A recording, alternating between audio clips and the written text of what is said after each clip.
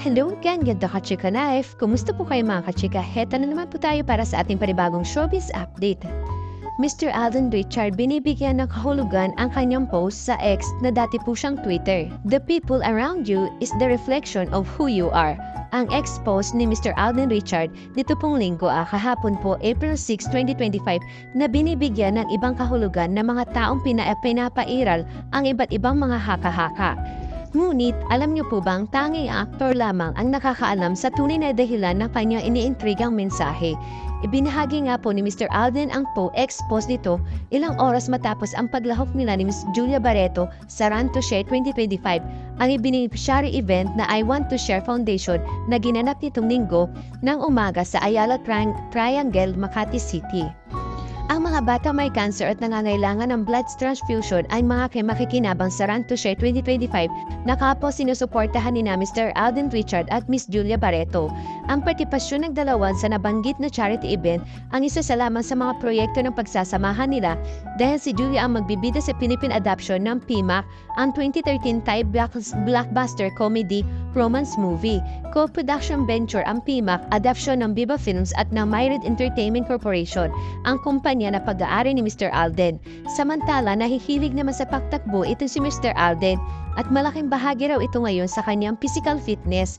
Tumatakbo ako, sobrang sarap tumakbo. Ang revelasyon ni Mr. Alden na nagkwento rin tungkol sa kanyang fun run projects na magaganap sa May 11, 2025. Para naman sa kapakanan ng Movie Worker Welfare Foundation, MOWEL Fund. Magkakaroon po tayo ng MOWEL Fund Run and we call its lights camera tatakbo para sa pelikulang Pilipino. It's a charity fund done ng MOWEL Fund and all of proceeds will go to the foundation to sustain the members and to open up new memberships sa lahat ng manggagawa at parte ng Philippine movie at television world. On May 11, punta na po kayo sa Myriad Events stage at sa page po ng Green Media Race Management for registration. In-expect ko po lahat po kayo. Meron po tayong 3 km, 5 km, 10 km at 16 km sa MOA Concert Ground. Celebrities will be there definitely and you can come in our favorite movie costume, maybe international or local. Na-excite ako sa aspeto ng pagtakbo kasi ang galing lang na nag-transition yung passion ko. Yung likes ko and the habits into something more purposeful. So with the experience of mounting a fun run of MOWEL Fund, which is I am very proud of and I am very excited about. Sabi ko, ba't kaya hindi sa 15th showbiz anniversary ko magpapahab marathon ako? So that's in the work. Isa si Alden sa mga member ng Board of Trustees na MOWEL Fund, kaya naiisip niya sa mga proyekto makakatulong sa mga manggagawa sa industriya ng pelikula at telebisyon. Samantala, usap-usapan ngayon sa social media ang nangyari umanong kaguluhan sa after party ng ABS-CBN Ball na ginanap sa Sky Bar ng Isolers Resort North sa Quezon City noong Friday, April 4, 2025. Ayon po sa mga nagsisilabasang kwento, sangkot umano sa kaguluhang ito sina Mr. Daniel Padilla at Mr. Kylie Echari. Base sa salaysay ng isang saksi na nagugat ang problema na mapapansin umano ni Mr. Daniel Padilla na hindi komportable ang ex-girlfriend niya si Ms. Catherine Bernardo sa pagiging touchy ni Mr. Kylie. Si Kylie ang isa sa mga kasama ni Ms. Catherine Bernardo sa after party ng ABS-CBN Ball na may temang Brighter Together. Nakumpirma na magkasama sina Ms. Catherine at Mr. Kylie sa after party dahil sa isang video na in-upload sa social media kung saan makikita magka-holding hands na naglalakad ang dalawa. Kasama ni Ms. Catherine Bernardo at Kylie sina Dali De Leon, Donnie Pangilinan at Bel Mariano. Ayon pa nga po sa mga ulat, naganap ang kaguluhan na muli magtagpo sina Mr. Daniel at Kylie sa Sky Bar. Di umano may iba pang mga artistang nadamay sa kaguluhan. 2 araw na ang nakalipas buhat na mangyari ang sinasabing insidente na nito lamang linggo, April 6 kumalat. Tanging ang mga hindi artistang nakasaksi sa pangyayari at detalyadong nagkukwento tungkol sa kanilang mga nakita, kaya ito ang mainit na tinatalakay ngayon sa social media. Sa kasalukuyan na nanatiling tahimik ang pangunahing karakter ng kontrobersya. Yes po, mainit-init nga itong pinag-usapan sa social media po, lalo na po dito sa X na dating siyang Twitter, na ito nga daw pong si Mr. Kylie Echari is malambing po kay Ms. Catherine Bernardo. Siyempre kasi kaibigan niya po yun eh. Pero hindi naman po bastos or na alam niyo na hindi naman po ganun siguro si Mr. Kylie kasi magkaibigan na po sila talaga ni Miss Catherine Bernardo na siguro ito lang sigurong si Mr. Daniel Padilla is syempre dala na nga po na nakainom sila is iba na po yung niya, iba na selos, dala din siya ng selos kaya nagkainitan silang dalaw. Pero makikita naman po sa mga videos kasi nga wala pa nga pong nilalabas na mga videos or clips na nagpapatunay na nagkainitan po nga po itong si Mr. Daniel Padilla at si Mr. Kylie.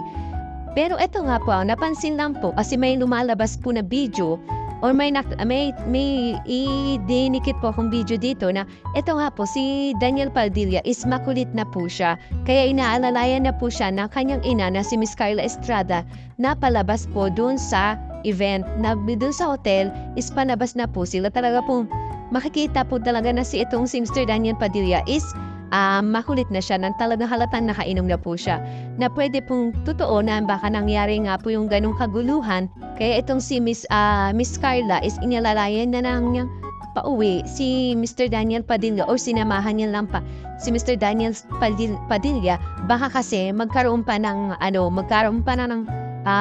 mas lalim na pag-aaway. Kasi alam naman po natin na kapag hindi po nangyari yung ganung bagay na yung pinag-uusapan niya na hindi pa kasi siya confirm. Pero may nagsasabi na nga po na ganun nga po yung nangyari na may selosan daw na naganap at may pagkakainitan na by group. Itong grupo ni Mr. Daniel Padilla, grupo din ni Mr. Kylie. Kasi parang dito nangyayaring to is tinulungan ni Richard Gutierrez, itong si Daniel Padilla. Ganon din po si Jackie na kaibigan po ni Kylie na parang nagtulungan siya na nagkainitan nga daw po. Pero marami kasing nagsasabi nga na ganun po yung nangyari.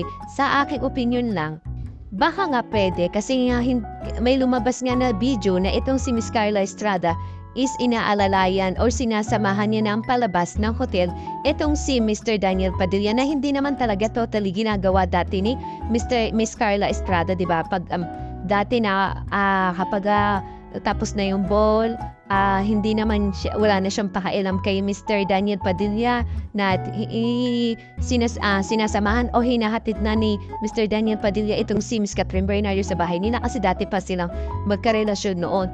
Pero this time, first time na nga po na ito nga is may bid. Samantala, klakalaruhin ko lang po sinanggot na ng award-winning actress na si Miss Catherine Bernardo ang kumakalat na chika or chismis na may bago na siyang pag-ibig.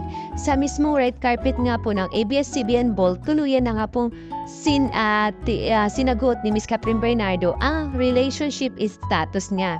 Nang tanungin ng reporter na si Miss Gretchen Pulido kung taken ba siya or single pa rin, buong ningning na sinagot nga po ni Miss Catherine Bernardo, "I'm very happy and yes, still single." Kung matatandaan po, umugong po kamakailan ang chismis na di umano'y may namamagitan na sa dalaga at kay Mr. Lucena City Mayor Mark Alcala. Ayon sa chika ng Showbiz Insider na si Mr. Ogie Diaz, may source umano siyang nagsabi nagdi-date na nga po ang dalawa. Mas lalo pang lumakas ang hinala ng netizens sa ex na dating Twitter na mapansin daw nilang pinalo daw po ni Mami Min Bernardo ang nanay ni Catherine na si Mayor Alcala sa Instagram. Pero hindi rin nagtagal nang machismis ulit si Mami Min at sinabing in-unfollow nito ang binatang alkalde. Hanggang ngayon ay tikom pa rin ang bibig ng mother ni Miss Catherine kung talagang na-follow ba niya si Mayor Alcala o hindi. Pero sigurado po ako dito as in sigurado po ako kasi may ebidensya po Ito pong si Mayor Mark Alcala ay naka-follow kay Miss Catherine Bernardo sa IG. At sigurado din po ako na ito pong si Miss Catherine Bernardo ay hindi po naka-follow sa Mayor. Sa hiwalay po na panayam naman kay MG Felipe, nilinaw po ni Mami Min ang estado ng puso ng anak. May naliligaw daw pero as of now, single pa rin daw po si Miss Catherine. At ito nga po, kinonfirm nga po ito ni Miss Catherine Bernardo noong April 4, 2025. Thank you for watching. Kung nagustuhan niyo po ang video ito, subscribe na sa Starlight Showbiz YouTube channel and please don't forget to hit the bell button for our latest updates.